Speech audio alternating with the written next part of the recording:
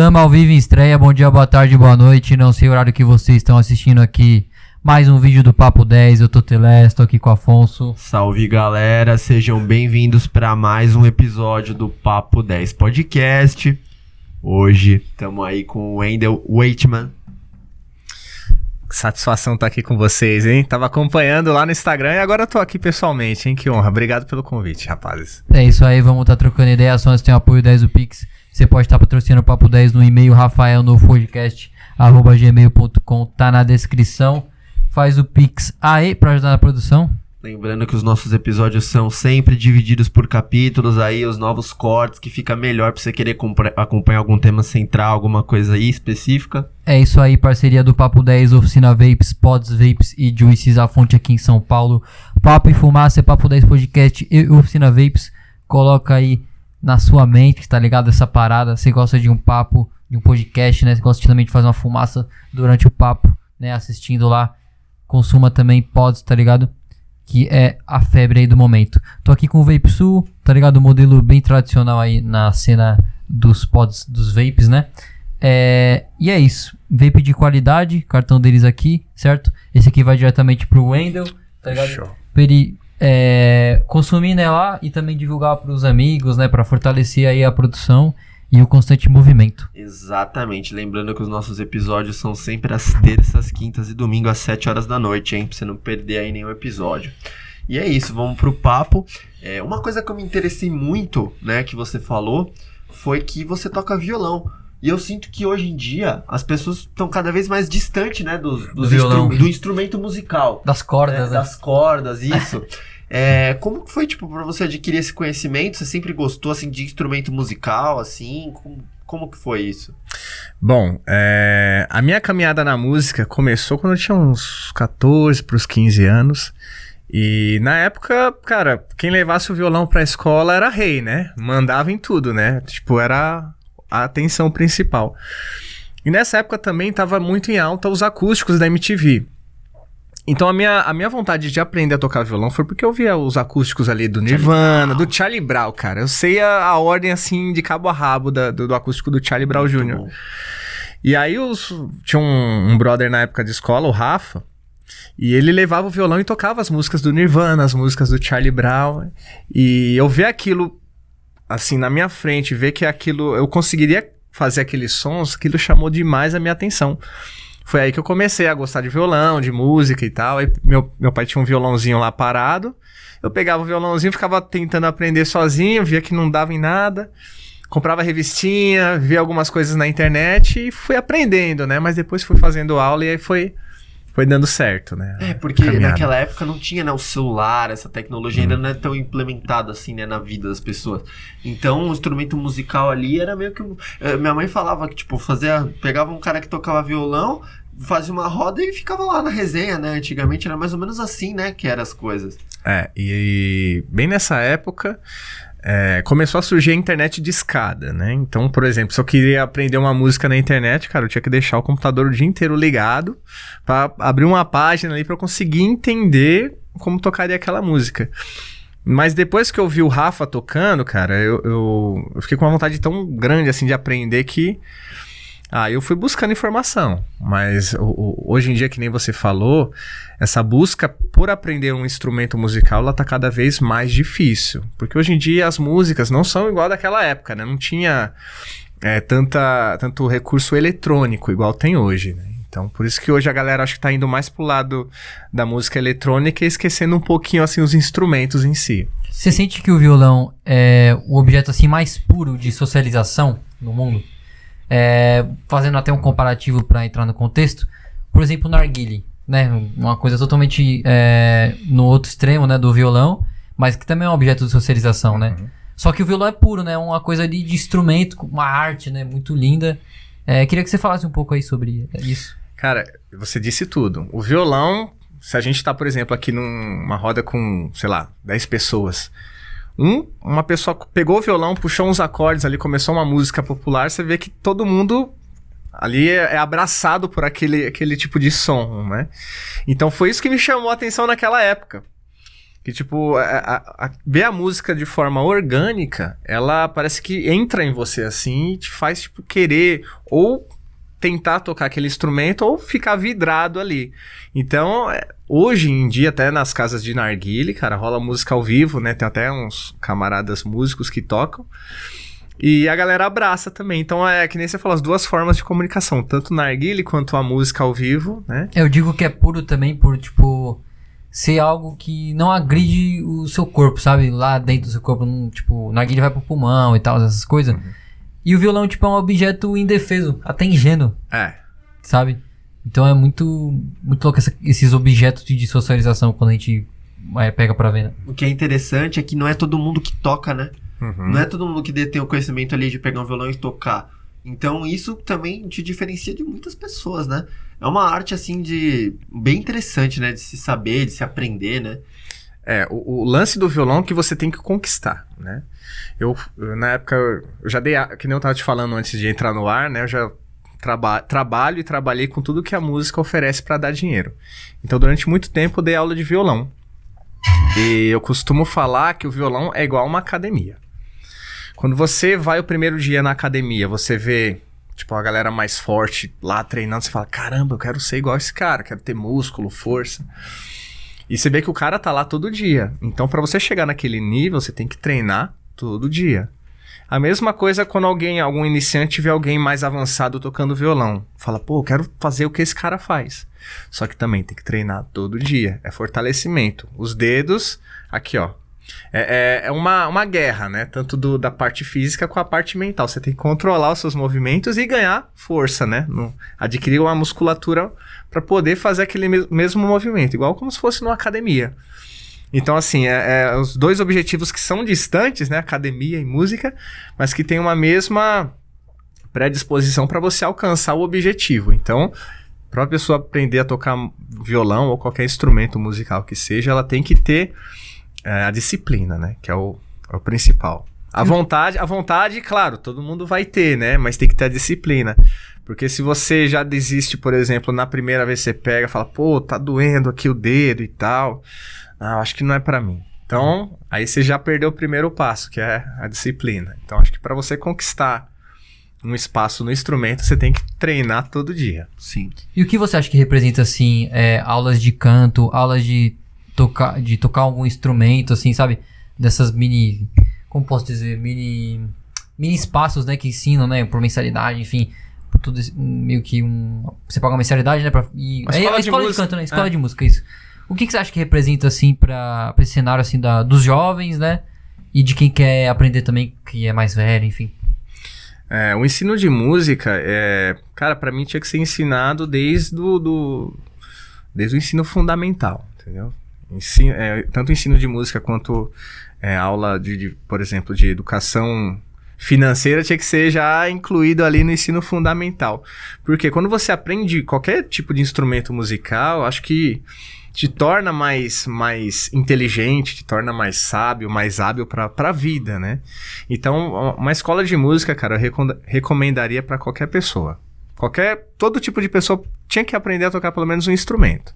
Ou seja, um instrumento de sopro, ou um violão, ou cantar de forma afinada, ou tocar uma bateria, uma percussão. Porque o Brasil é o país da música, né, mano? Uhum. Tipo, as nossas raízes sempre teve aquela batucada raiz mesmo. Tipo, a gente fala de instrumento raiz, violão, esses negócios. Mas naquela época lá o quê? Bater tipo na madeira, bater na panela, né? Uhum. Você tem algum conhecimento tipo da história da música brasileira? Do instrumental, né? No caso. Aquelas raízes mesmo. O que você curte assim também? A questão histórica. Cara, a música brasileira é um patrimônio muito rico, né? Quando eu aprendi a tocar violão, eu gostava muito de rock. Eu só pensava em rock o tempo inteiro. E quem me ensinou a tocar violão foi o Rodolfo, que eu tinha comentado com vocês. Até um abraço pro Rodolfo. E ele vem do forró. A família dele nordestina e a escola dele tinha uma música muito, muito rica, né? Baião, forró, tinha como é que é? Ai, meu Deus, esqueci. Pé de Serra. Pé de Serra, tem também o os repentes, né? Lembrei, os repentes. Sim. Então, assim, isso pra mim eu não fazia ideia na época, porque eu só gostava de rock. Então, ele que me apresentou esse estilo de som que era diferente, um estilo brasileiro. Eu fui abrindo mais a ideia. Entendeu? Rastapé também tem. Aí eu fui conhecendo os artistas, né? Ele foi me apresentando os grupos de forró, depois fui pra Alceu Valença, Zé Ramalho. Aí você vai abrindo mais a mente pra cultura, depois vai conhecendo outros estilos, tipo samba, MPB, bossa nova. A música brasileira, ela é muito rica, cara. Eu, particularmente, eu sou fã. E cada dia que passa, eu descubro mais, assim, mais estilos misturados, né? Música instrumental. O Bossa Nova foi tipo um negócio de música aliado com política na época? Nem lembro. Eu acho que foi um movimento né? de protesto, né? Contra a ditadura, uma parada assim, não é? Essa foi a época da Tropicália, né? Tropicália. Que veio artistas como Caetano Veloso, Buarque, Gilberto Gil. Foi que ali- vieram, assim... Naquela época surgiram vários vários temas, né? Que nem tinha muita repressão. Então eles faziam letras, algumas subjetivas, né? Pra tentar ir de contra ao sistema, né? Fazer com que a população entendesse que aquilo não estava certo, e isso veio em formato de música. Se eu não me engano, esse movimento surgiu nos anos 60, logo quando estourou assim a ditadura. Se eu não me engano, né? Pode pesquisar aí, eu não tenho a certeza. Mas é engraçado, né? Como a música ela pode se relacionar com questões políticas, sociais, culturais, né? Muito forte. Por isso que a música, ela, como você falou, né? Se ela fosse ensinada assim, no ensino fundamental desde cedo, porque ela tem uma relação direta assim, com qualquer pessoa, né? Toda pessoa escuta alguma música, alguma coisa. Então é uma relação muito forte, né? Muito importante. Assim, a música ela tá presente em qualquer momento, né? Desde a hora que a gente acorda com ou um som de despertador, ou com o canto dos pássaros, né? Ou com um som de chuva, ou com o som do vento, então, ou caminhão, buzina. Então, assim, tudo é voltado em torno de sons, né? A música é um negócio muito louco se a gente for parar pra pensar, né? E tipo, tem pessoas que às vezes são muito fechadas em um gênero, né? Só escuta rock, só escuta funk. Você falou que abriu, né? O seu Lex, você só escutava rock, né? Uhum. Pra uma pessoa que tá escutando, assim, que às vezes ela só gosta de um gênero ou outro, o que você recomendaria pra ela abrir, no sentido, assim, de poder abrir, assim, pra escutar outros gêneros, outras músicas, aceitar, né? Esse contato com outros gêneros? Afonso, cara, naquela época... O que me fez mudar de ideia é que eu tinha preconceito com outros estilos, entendeu? E, tipo assim, eu achava que na minha cabeça o rock era o melhor. Até que veio outra pessoa, que no caso foi o Rodolfo, e falou, pô, escuta isso aqui. E o Rodolfo me ensinava rock quando eu tava aprendendo a tocar violão. Só que a família dele tinha uma banda de forró, então assim, eu fui convivendo, fui entendendo, né? Uma influência externa, né? Uma influência externa, e eu fui aprendendo muito, assim, sobre a história, né? Não é só uma questão de música, tem toda uma história cultural, né? Então fui meio que desbloqueando esse preconceito que eu tinha pra entender um pouco mais do estilo. Então hoje em dia eu já faço isso com qualquer tipo de som. Por exemplo, quando a pessoa fala, por exemplo, do funk. Eu não sou muito fã do funk, mas o funk tem toda uma história. Tem o funk americano, tem o funk da periferia, tem os funk proibidão. Então, assim, cada um tem a sua história, tem uma origem, né? Então, eu busco entender essa origem para eu poder gostar da música, né? Eu acho que recentemente, assim, uma que fez bastante sucesso e que tem um monte de gente também que não gosta, é o K-pop, né? Que é um gênero bem novo, assim, né? Bem eletrônico. Bem eletrônico. O que você acha desse gênero? Cara, esse gênero, ele é bem interessante porque, assim, ele é K-pop, né? O próprio nome diz, é um negócio que é pra ser popular. E eu fui ler a respeito do K-pop porque eu também não conhecia. E, cara, é engraçado porque é um gênero que é matematicamente musical. Então eles fazem um tipo de música pra dar certo. É igual como se fosse um sertanejo universitário. Hoje em dia... Ele é muito inserido no lado comercial, K-pop, então. Só que assim, voltado todo pra aquela galera ali do Oriente Médio, né? É igual como se fosse um sertanejo aqui. Então, por exemplo, tem uma fórmula de compasso que é parecida, que é um negócio que é cientificamente comprovado. Igual um sertanejo, né? Sertanejo, você lança um sertanejo aqui, faz sucesso. É cirúrgico, né? Tipo... Então você vai lançando sertanejo, você vai saber que esse sertanejo é sucesso. Então ele é estudado, né? O K-pop é basicamente isso. Só que não é somente a parte musical, é a parte também do show, né? As danças, os movimentos. Então o cara sabe que ele vai fazer aquele movimento assim, pra cá e pra lá. A pessoa que vai estar assistindo vai associar aquilo de uma forma fácil.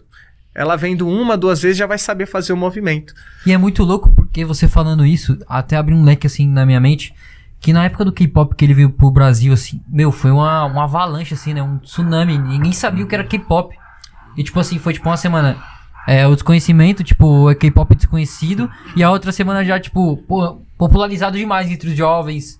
Essa questão de dança, fã-clube, sabe? Então, tipo, foi muito rápido isso, né? Então, diz muito sobre essa aspecto que você falou, cientificamente comprovado, né? Você vê que, por exemplo, assim... Eu tava vendo um vídeo esses tempos, que tinha um cara que ele pegava umas músicas pop, assim, tipo de bandas, por exemplo, Maroon 5, e ele falava que essas músicas já tinham sido inventadas. Já tinham sido inventadas, né? Aí, por exemplo, aquela música do Maroon 5, eu não lembro o nome. Ele colocava a música e depois pegava uma música clássica e colocava assim do lado. E, cara, era o mesmo arranjo. Então, assim, eles fazem isso, tipo, pra entrar na sua mente de uma forma que você... Como se você assimilasse que aquilo você já tinha ouvido aquilo em algum lugar. Então, hoje em dia, a música é isso. É um negócio que é... E só dá pra fazer isso com músicas populares, assim, que estouraram, assim? Qualquer tipo de música, eu acho, né? Por exemplo, você escuta um forró hoje em dia, vamos supor assim. Se você fala de forró das antigas, quem que fez sucesso? Dominguinhos, Luiz Gonzaga. Aí você fala, eu quero lançar um forrozinho que faça sucesso. O que você vai fazer? Você vai tentar se basear na galera que fez sucesso naquela época. Aí você vai ouvir uma música do Luiz Gonzaga e você fala, vou fazer uma música parecida com isso aqui, porque eu sei que isso aqui deu certo. Aí você vai, pega uma melodia lá que parece Asa Branca, você já sabe que metade do Brasil já ouviu Asa Branca, então quando você faz uma música que remete a uma lembrança de algo que já foi conhecido, aquilo automaticamente já entra na cabeça da pessoa e a pessoa associa mais rápido e vai entender melhor o seu som, e aquilo pode se popularizar. Fazer sucesso.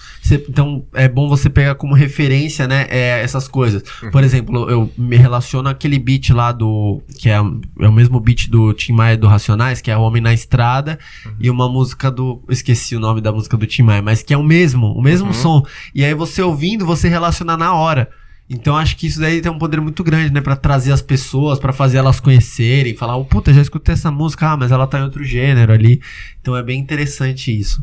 E uma coisa que eu queria saber também, a gente tem, né, um mercado muito amplo na música hoje. Como que você foge, por exemplo, fazer uma música assim, sem ser no sentido comercial, assim, fazer uma música que você queira, assim, que você sabe que não vai dar sucesso, sabe? É possível você fazer uma música dessas assim e fazer sucesso? Porque eu vejo que, por exemplo, pega artistas grandes. Você tem a Anitta, você tem a Luísa Sonza, são artistas contemporâneas, né, da nossa época, e elas têm o mérito de fazer a música legal e conquistar um público, só que eu acho que é uma coisa muito mais artística, né, comercial. Então tem a dança, tem toda uma questão de apresentação, interpretação, né, é maior do que só a música, né? Há empresas envolvidas, né, no pensamento musical. É muito comercial, né? Não da própria artista, mas de alguns fins, sabe? De patrocinador, desse estudo científico. O que eu queria chegar era isso. Esse estudo científico, ele... Não é que ele vai de contramão com a música, mas ele tira o puro da música. Que é o mais da hora. Parece que você deu o algoritmo pra pessoa, ela leu e falou, então tem que fazer isso. Afonso, você resumiu tudo, cara. É como se as músicas de hoje em dia fossem algoritmos, entendeu? Ela vai entrar na sua mente a primeira vez se a música for algo que você já ouviu, que você já assimilou em alguma outra música, aquilo bateu e funcionou, entendeu? Aí você já começa a gostar. Então, é basicamente isso. É um algoritmo a música hoje em dia. É um algoritmo auditivo e visual. É que eu acho estranho, porque, por exemplo, antigamente eu acho que as pessoas iam pela música.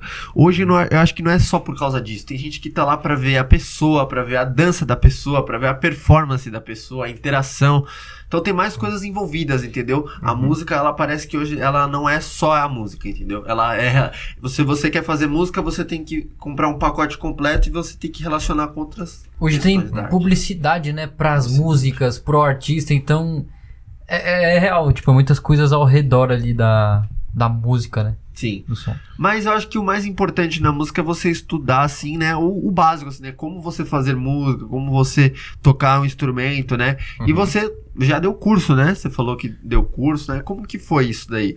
De você dar os cursos na internet pra uma pessoa, sei lá, leiga, que nunca soube, né, tocar. Esse lance aí surgiu na pandemia. Há muitos anos atrás eu dei aula de violão. E na pandemia, cara, acabou os shows, né? A gente teve que procurar outros meios pra arrecadar dinheiro. Aí eu comecei a fazer eu pensei assim, pô, eu tô em casa sem fazer nada, vou tentar fazer umas aulas de violão e vender, né? Pra quem quisesse dar uma força. Aí peguei o celular, coloquei no tripé, comecei ali, tipo, falar, ó, pessoal, essa aqui é uma aula de violão pra iniciantes e tal. E comecei a divulgar na internet. E vendia, por exemplo, um pacote de, sei lá, 8 aulas por R$50, né? Tipo, um valor bem simbólico. E aí, pouco tempo depois, o Rodolfo, que foi o cara que me ensinou a tocar violão, ele tinha a ideia de fazer um curso online, né? Colocar numa plataforma, no Hotmart. E aí ele me chamou, porque eu sempre fui meio desenrolado pra falar, pra ensinar e tal. E aí a gente começou a ter a ideia do curso que hoje é o Fazendo um Som do Zero aos Palcos, né? Que começou como curso de violão, mas dentro desse mesmo curso, ele te ensina a como você fazer a sua primeira apresentação. Porque tem muita gente que quer aprender a tocar Pra se apresentar. Pra tocar num barzinho, né? Ou perder o lance da timidez. Então a gente fez um curso voltado pra isso. E ao mesmo tempo que a gente teve essa ideia, né? Eu não ia precisar ficar gravando, por exemplo, vários tipos de aula para vários tipos de alunos de níveis diferentes, né? A gente fez um pacote só, a gente ensinava desde o zero até a pessoa já sair tocando as músicas, ensinamos algumas músicas dentro do curso e também dava essas dicas de palco, dicas de como cuidar do violão, né? Como se preparar, porque tocar ao vivo não é uma tarefa fácil, né? Tem muita gente que fala, eu tenho coragem de ir tocar ao vivo, mas chega na hora, trava. Então eu ensino várias dicas de como a pessoa... Comportamento, né? Porque na hora também as pessoas às vezes dão um branco, né? Tipo, você, e agora? Onde eu começo aqui? Eu já vi isso já em apresentações. Na escola que eu dei aula, no final do ano, sempre tinha uma apresentação que reunia os alunos, os professores. Eu já vi aluno de outros instrumentos, né? Aluno de piano, por exemplo, começar a música e no meio da música parar. Porque a pessoa literalmente dava o branco, assim, né? Então eu ensino também no curso a como se preparar, né? E também a pessoa já aprende o violão, já aprende a tocar. Então eu falo de forma direta, sem enrolação. Porque hoje em dia todo mundo quer vender o curso, mas ninguém quer passar o conteúdo certo, né? Então a gente... Ou passa, tipo, só as coisas boas do curso.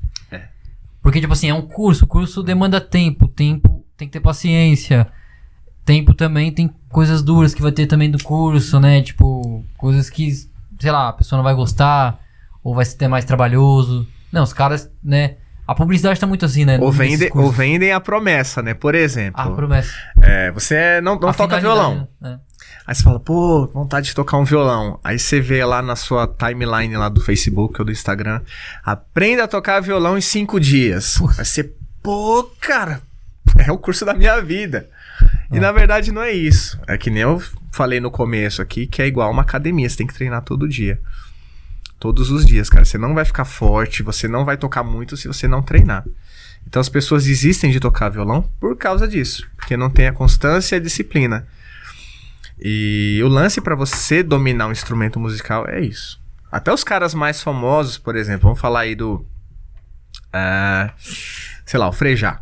O Frejá da banda Barão Vermelho. O cara toca desde os anos 70, né? Tocou com Cazuza. E o cara não para de estudar. Até hoje ele tá aprendendo alguma coisa, seja dentro ali do instrumento ou alguma coisa dentro do estúdio. Por isso que esses caras não saem da mídia. Porque eles estão sempre apresentando material novo, gravando coisa nova, álbuns, né? Então, por exemplo, um exemplo que eu gosto de falar, assim, que é desses mais novos, é o Victor Clay. Cara, eu acho Sim. o Victor Clay fantástico.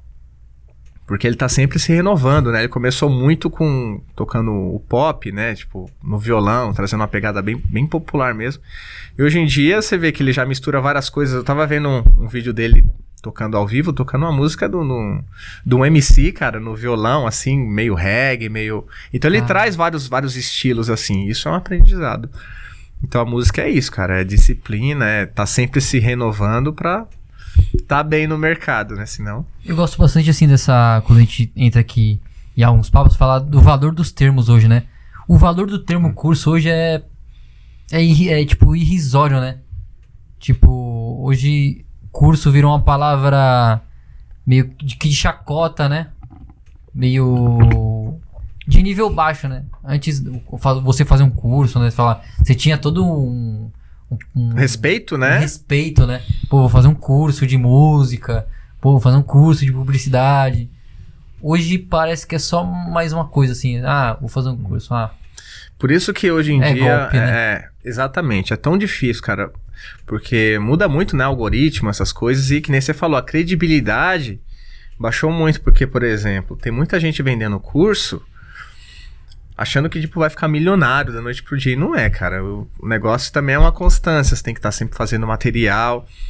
E hoje em dia você tem que ter aquele lance da autoridade na internet, né? Que é, por exemplo, a pessoa vê que você realmente ensina. Não que você só tá querendo vender um produto.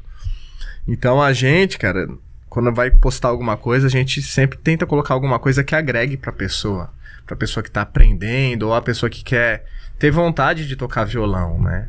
Tipo assim, às vezes eu faço um vídeo ensinando uma musiquinha com 2, 3 notas, falando, nossa, aqui é uma música que é indicada pra iniciante. E é uma música que às vezes a pessoa gosta, então ela começa a se interessar pelo nosso trabalho. E a gente foi aprendendo muito disso, né? Na construção do curso, nas gravações. A gente não tem que vender um produto, a gente tem que agregar um valor à pessoa. Tem que tentar mostrar pra ela que ela pode conseguir aquilo igual eu consegui, né? Uhum. Uma coisa que me deu curiosidade aqui, a música não tem, lógico, né? Não tem idade pra nada, você pode aprender tudo em qualquer idade. Mas eu fiquei interessado, porque... Qual que é a média, assim, da idade das pessoas que geralmente procuram aprender sobre música? Mais velha, mais novo, né? Porque geralmente você acha que a pessoa que vai tocar pra caramba vai tocar desde criança, né, tal. Uhum. Como que é isso? É real mesmo as pessoas mais novas que procuram mais ou são pessoas mais velhas? Eu fiquei meio curioso nisso aí. Cara, é engraçado, porque hoje em dia a gente vê na internet, né, tem os asiáticos, né, de 5, 6 anos que já pegam um instrumento, começam a tocar coisas que nem eu toco. E então é assim, eu acho que quando você aprende música criança, você desenvolve uma percepção um pouco mais rápida, né? Não sei se é porque é da idade, ou se é porque tem mais tempo, menos preocupação. Ou se é algo cultural. Lá, por exemplo, você citou aí as crianças asiáticas. Lá é cultural, tipo, tem uma flauta já ali como uma aula de flauta, né? Sei lá, de gaita. De violão, de guitarra, aula em grupo, né? Aula são de musicalização. Instrumentos, tipo, típicos, né? Lá por exemplo, do Japão.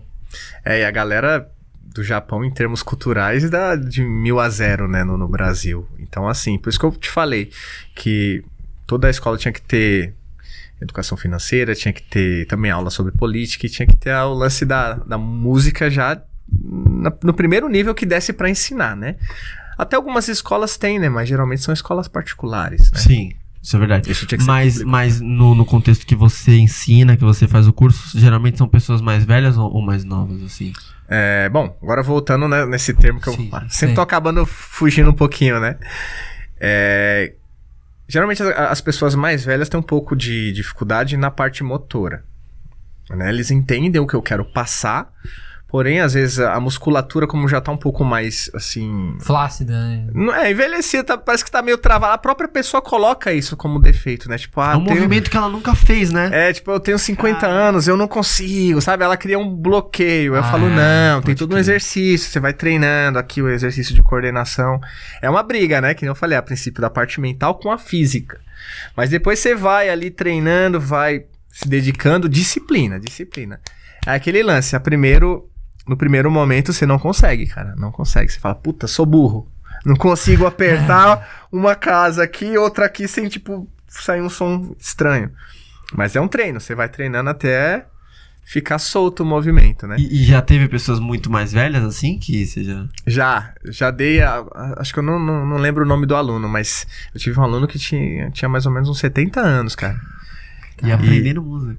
Que barato. Era mais devagarzinho, assim, com ele, sim, né? Sim.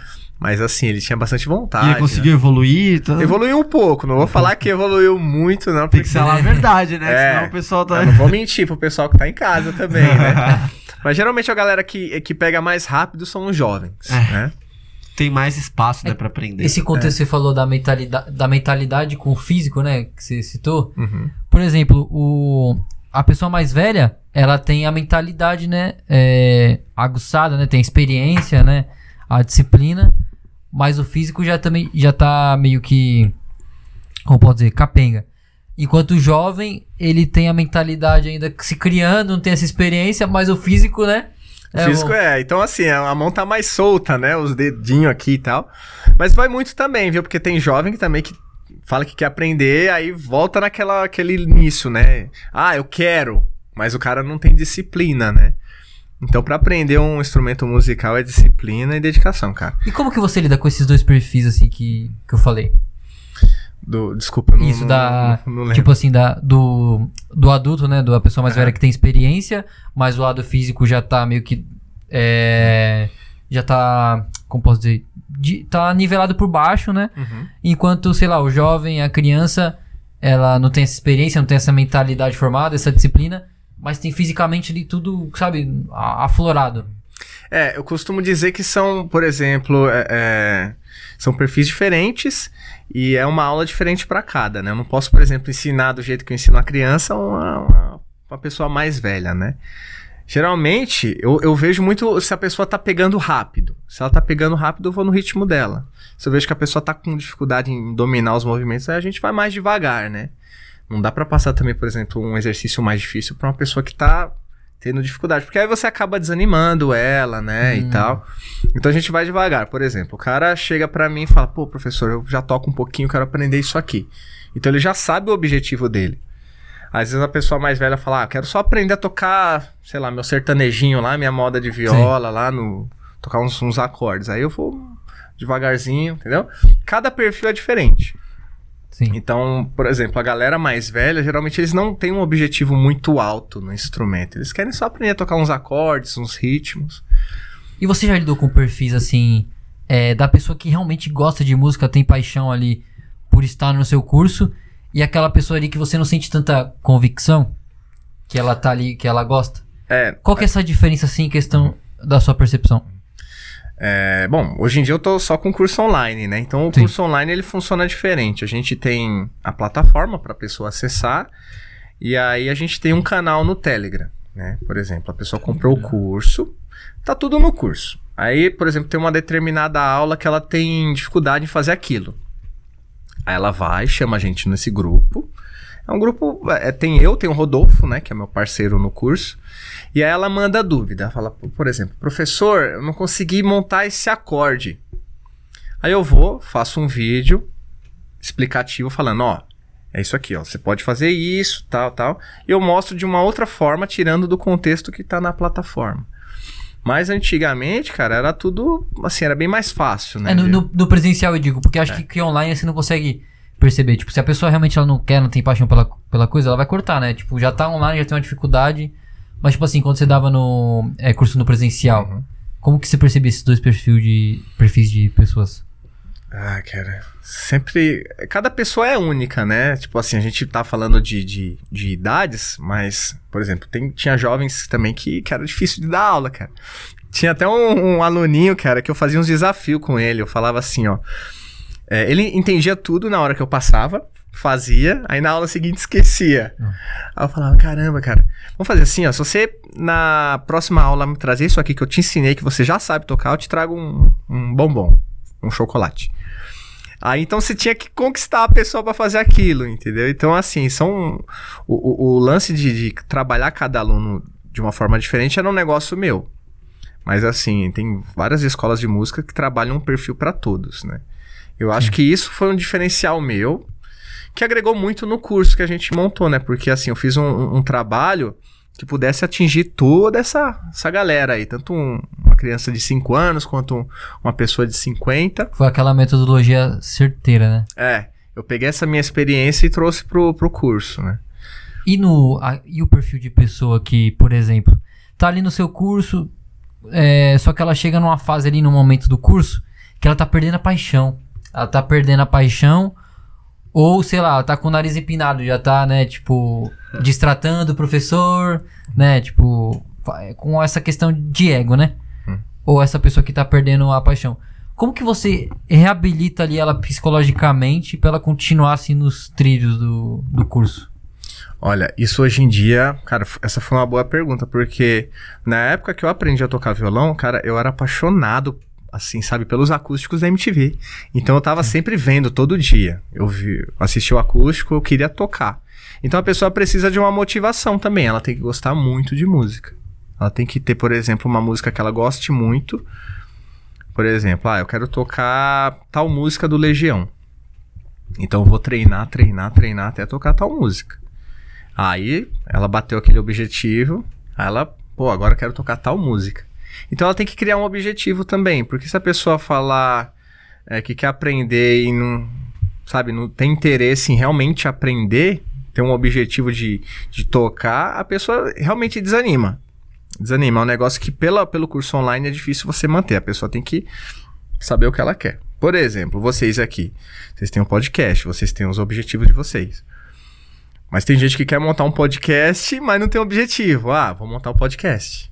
Então, se você tem um objetivo você bate aquele objetivo e você vai em busca de outros, aí você nunca vai te faltar vontade de aprender, entendeu? Tem que sempre estar se alimentando de metas, objetivos, né? É importante. Pode continuar. E o curso online, assim, ele é prático, né? Então, por exemplo, ele já te dá toda a informação, só que assim, depende de você. Eu não vou lá na sua casa pegar a sua mão e colocar no violão e tocar, né? É um negócio que... E a pessoa tem que gostar de estudar também. Eu sempre... Que a gente tava falando antes de começar, eu sempre fiz tudo que a música, assim, ofereceu que eu pudesse trabalhar, né? Dei aula, trabalho tocando, trabalho cantando, trabalho com produção musical. Agora o mais novo projeto que é esse infoproduto, né? Que é pra quem quer aprender... E às vezes não tem muito tempo, dá pra estudar no celular, dá pra estudar em casa, então... O que eu sinto é que tem essa conexão... poucas matérias, assim, tem no mundo, tem essa conexão tão forte como a música. Que é a conexão teórica com a prática. Tem que fazer um dó no violão. Fiz um dó no violão, tá aqui do lado do violão, então vou fazer um dó. E, mano, isso é muito importante, assim, pro estudo no geral. Você aprendeu ali a teoria e a prática tá do seu lado. Você ter acesso à prática. Pode crer. Tem muitas pessoas... tem muitas pessoas que são o contrário, né? Que a gente fala que são os autodidatas, né? Por exemplo, tem pessoas que aprendem, não sabem nem o que tá tocando. Por exemplo, você tem um violão. Sim. Eu tô com um violão aqui. E às vezes, por exemplo, você viu em algum lugar ou viu, tipo, alguma pessoa tocando na televisão, você tentou fazer aquilo, saiu o som igual a pessoa fez, mas você não sabe o que você tá fazendo, entendeu?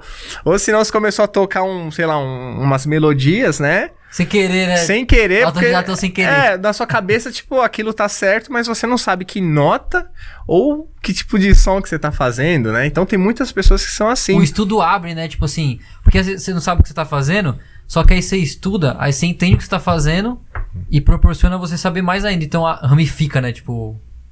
Exatamente. Realmente. Então, assim, é aquele lance, né? Cara, tem pessoas que têm... assim, uma característica super evoluída pra ser autodidata, tocam muito, mas às vezes você vai perguntar, por exemplo, como é que você fez isso daí, cara? A pessoa fala, não sei, eu só toquei aqui, eu achei esse som bonito.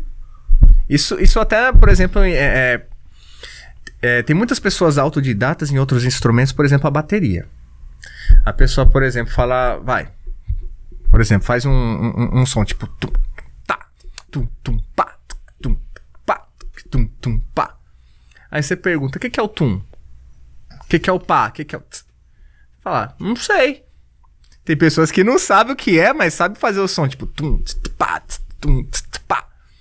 E assim, agora sabendo da parte teórica, eu tô fazendo o tum, que é como se fosse o bumbo, que é o som grave, o tá, que é a caixa, né, que é o som agudo, e o chimbal, que é esse tss, tss, tss, Puxado. Então, assim, eu sei porque, tipo, eu estudei aquilo. Mas tem pessoas que faz o som sem saber o que é, mas faz certo. Então, a parte autodidata, cara, nossa, é um negócio que é... Muitas pessoas falam que é o dom, né? Dom ou aptidão. Uma história bem legal aqui que eu vou contar pra vocês é da Mariah Carey. Vocês conhecem, né? Sim. Uma grande cantora. E ela nunca tinha estudado música. E ela trabalhou numa cafeteria lá nos Estados Unidos e tudo mais. E aí teve um dia que ela tava cantando na lanchonete e um cliente ouviu e falou: nossa, cara, que voz linda. Onde você estudou? Como é que você faz isso e tal? Aí ela falou: não, nunca cantei em lugar nenhum, nunca estudei. Aí aquele cara viu que, tipo, ela tinha um potencial em ser cantora de um determinado estilo, que era o R&B, né? Soul music. Sim. Aí falou: então vou investir em você. Aí o cara colocou ela pra fazer aula de canto, estudar música, e depois investiu pra fazer o primeiro álbum dela. E aí veio esse sucesso. Mas ela é uma pessoa que nasceu com aptidão pra música, mas não sabia o que estava fazendo, né? Como assim, que tecnicamente, né, falando. Como que reconhece essa aptidão? É um olheiro musical? Como que a pessoa reconhece que tem uma pessoa que tem a aptidão pra aprender a música? Ah, cara, geralmente vem de pessoas que já conhecem, né? Sim. Por exemplo, eu nas aulas de música, já dei aula de musicalização infantil também nas escolas, e eu descobri um talento assim. Teve uma aula que eu levei um carrom, né? Vocês sabem o que é o carrom? Puta, já ouvi falar. É aquele instrumento que é tipo um banquinho, você senta, pá, e faz o tum-ski-pá, né? Certo. Aí eu levei, nessa época eu levava vários instrumentos, assim, aleatórios, né, pra ensinar pra galera. Aí levei o carrom, né, falando pro pessoal, ó, isso aqui é um carrom, um instrumento musical, de ritmo, dá pra fazer esse som mais grave, que é o tum, e esse mais agudo, que é o tá, né, tum, pá, ou tum, pá, né. E aí eu colocava as crianças pra fazer o tum, pá, que é a música do Queen, né, que é o tum, ou, quer dizer, a do Queen é tum, pá, que é uma música que todo mundo conhece. E aí, beleza, aí a criança ia lá, sentava no carrom, fazia o tum, pá, aí eu chamava um outro, né, pra todo mundo conseguir tocar. Aí eu chamei um molequinho lá, essa turminha devia ter uns 5 anos, cara, a galerinha, entre 5 e 6 anos. Aí o molequinho sentou lá, fez tum, pá. Aí começou a fazer um groove no carro. Eu falei: ô louco, cara, como você fez isso? Caraca. É que tipo assim, você tava vendo ali, tipo, um padrão, né? Tipo, um pessoal tocando ali o básico. Aí depois veio um moleque, tipo, tava ligado? Muito louco. Cara, foi surreal, porque eu vi ele fazendo aquilo. Falei: nossa, você já tocou o carrom antes? Ele falou: não, cara. Aí eu falei: mas você já tocou bateria, algum instrumento de ritmo? Ele falou: não, é que eu vi na minha igreja. Então ele viu o som lá, né? O pessoal tocando bateria, ou o carrom, não me recordo. Guardou na mente. Ele guardou na mente aquele tipo de som, sentou, associou que tinha um grave e o agudo e foi fazendo um groove, sabe? Eu me impressionei. Eram quantas crianças nessa sala? Nessa turminha devia ter uns 10 alunos. Uns 10? Como se destacam, tem o dom. Cara, e foi demais. Aí teve uma época que teve uma reunião de pais e eu falei com a mãe desse menino. Eu falei: ó, coloca o seu filho numa aula de música, numa aula de bateria. Porque, assim, na época que eu dei aula de musicalização, era numa escola normal, tá? Só resumindo, assim, tinha outras matérias e a música era uma matéria complementar. Então eles tinham mais ou menos 40 minutos de aula de música. Aí eu falei com a mãe desse aluno, eu falei: coloca esse menino pra estudar em alguma escola de música e tal. Tem potencial. E aí, meses depois, né, tipo, dando aula, aí eu falei com esse menino, eu falei: pô, e aí, você já começou a fazer aula? Sua mãe te colocou numa aula de música? Aí ele falou: pô, professor, tô fazendo aula de bateria. Então, assim, eu acredito que hoje esse menino, não sei qual a idade que ele tem hoje, ele deve estar tocando carrom, bateria ou algum instrumento, porque eu senti nele uma aptidão pra música, ele tinha uma facilidade, né? A aptidão é quando você descobre que a pessoa tem uma facilidade. O dom é quando a pessoa já nasce preparada, cara. Sim. Entendeu? Assim, ela já nasce com aquele talento, você vai colocar ela ali, ela, independente do que acontecer, ela vai dar certo. É interessante, né? Porque é uma característica rara. E você reconhece isso na pessoa. É raro. Né? É igual o Messi no futebol, eu sempre relaciono porque é o que eu entendo. Uhum. Tipo, dá pra você perceber que o cara nasceu pra fazer aquilo. Não teria outra possibilidade. É a mesma coisa na música, né? As pessoas que nascem, é uma coisa assim muito... Uma ligação assim que eu não consigo nem explicar. É quase divino, né? É muito interessante. Tanto que é poucas pessoas que têm, né? Uhum. O dom, essa aptidão são exceções, né? Eu vou falar que por mim, eu tive facilidade, não foi nem uma aptidão, né? Só que como eu fui tão dedicado em estudar, eu fui desenvolvendo, sabe? Tipo assim, foi mais força de vontade e disciplina pra tudo, cara. Pra cantar, pra tocar, pra produzir. Então, por exemplo, a primeira vez que eu entrei numa sala pra gravar o curso, cara, eu tava tenso, assim, sabe? Tipo, oi, pessoal, sou o Wendel, tal, vou fazer um curso pra vocês. Os ombros assim, sabe? A testa travada. Aí eu voltei pra casa e falei, nossa, cara, acho que eu não tenho um jeito pra isso. Mas É o maldito primeiro dia, né? De tudo. De tudo. É aquele lá que você fica compra assim mesmo, a voz não sai tanta, você fala pra dentro. E ali, nossa, ali é complicado esse primeiro dia. Vocês sabem, né? Que nem vocês estavam comentando do primeiro podcast, né? E aí eu voltei pra casa, mas eu voltei desanimado, cara. Mas como todo bom brasileiro... A gente não desiste. A gente não desiste, cara. Aí eu fui pesquisar, né, no YouTube, como fazer vídeos. Aí eu vi um cara lá, ele ensinando, você tem que ficar, tipo, mais solto, relaxa, tem que deixar o rosto mais leve. E tem que ir treinando, né, treina no espelho e tudo mais. Aí eu fui pegando uma malícia, né. E, cara, você ensinar um celular, assim, na sua frente, uma câmera, é muito complicado. Muito complicado, porque você não sabe o que falar. Um aluno é bem mais prático porque você tá vendo a pessoa, se ela tá fazendo alguma coisa errada, você fala, isso aqui é assim e tal, né? Mas cara, foi um negócio que eu fui estudando. Então, assim, tem esse lance do talento, né? Tem gente que já nasceu, por exemplo, pra ser blogueiro, tem gente que nasceu pra ser músico, tem gente que nasceu pra ser jogador de futebol. Então, esse negócio de dom, cara, eu acredito e acredito também na aptidão, que é uma facilidade pra fazer aquilo. Por exemplo, quando eu vejo as pessoas falando, né? Que nem a gente tava falando de podcast. Gostei muito de vocês, cara, porque vocês falam super bem, vocês fazem umas perguntas, vocês buscam aprender aquilo que vocês têm dúvida, né? E tem muito podcast que você vê, tipo assim, umas perguntas que são todas iguais, parece que pra todo mundo, né? Padrão, né? Tipo... por exemplo, até agora você entrou nesse contexto. Tipo, eu gosto de falar coisas diferentes, tipo assim, lado comercial, sabe? Lado rentável, relevante, sabe? Essas coisas assim, tipo, que o cara tem que entender, assim, ele tem que ser uma pessoa instruída, assim, pra responder, eu acho. Assim, na minha visão. Algumas perguntas, assim, que eu faço. Então, tipo, ele tem que saber, tipo, o que ele quer pra vida dele pra responder alguma das minhas perguntas, sabe? Então, tipo, é importante, sim, você fazer perguntas diferentes pras pessoas. Que ali você abre um assunto ali que, se você não faz aquela pergunta, aquele podcast passou, aquela pessoa já passou, não vai sentar mais na sua cadeira, tipo, não vai ter mais aquele papo, então você tem que fazer. Não pode assim, ter esse medo, só né? fazendo um adendo, cara, que nem hoje tá sendo o meu primeiro podcast, agradeço mais uma vez o convite.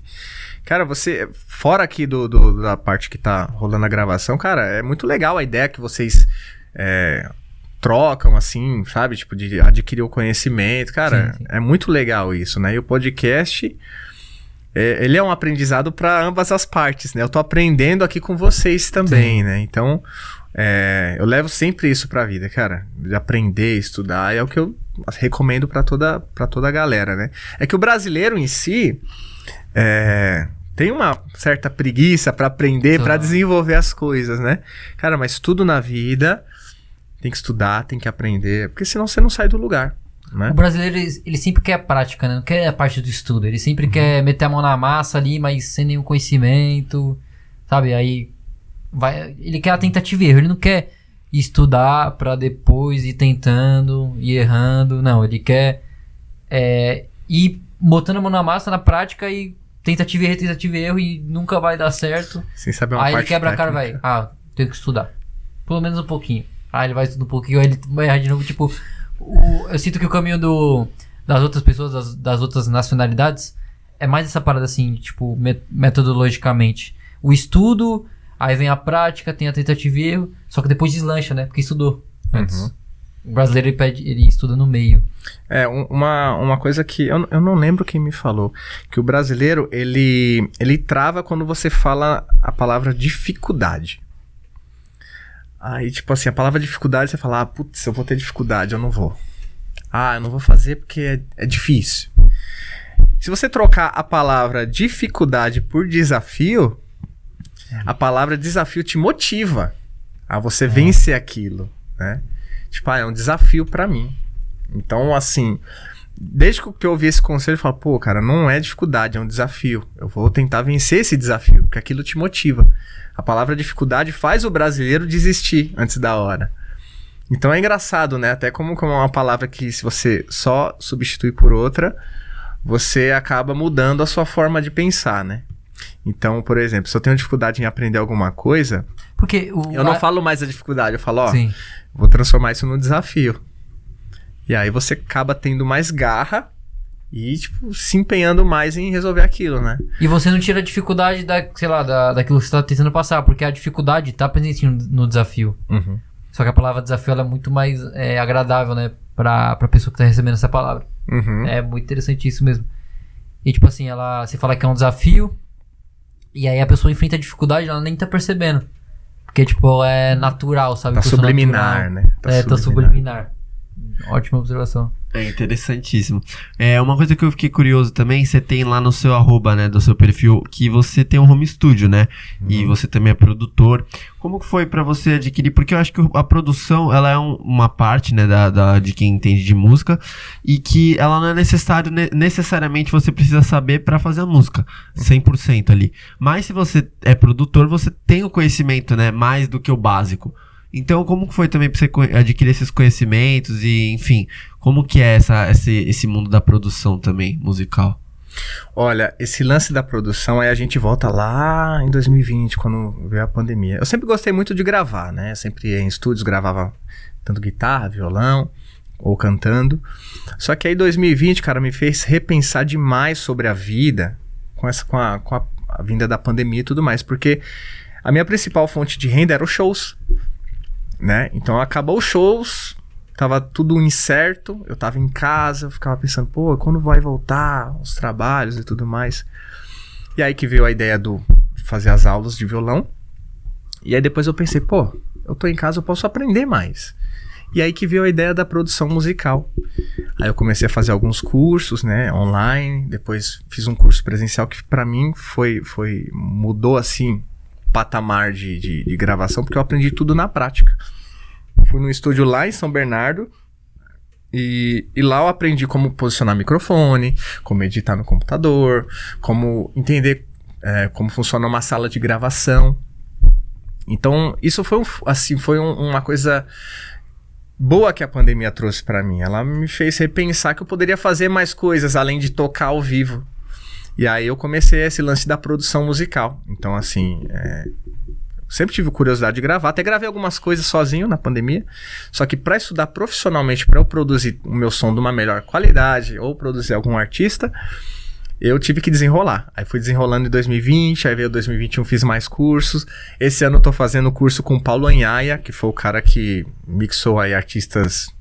não sei se vocês conhecem, o Charlie Brown Jr., Sim. Titã, CPM 22, o cara só trabalhou com gente pequena. Então eu tô fazendo um curso com ele, sempre aprimorando e tal. E hoje em dia eu já consigo produzir de uma forma melhor.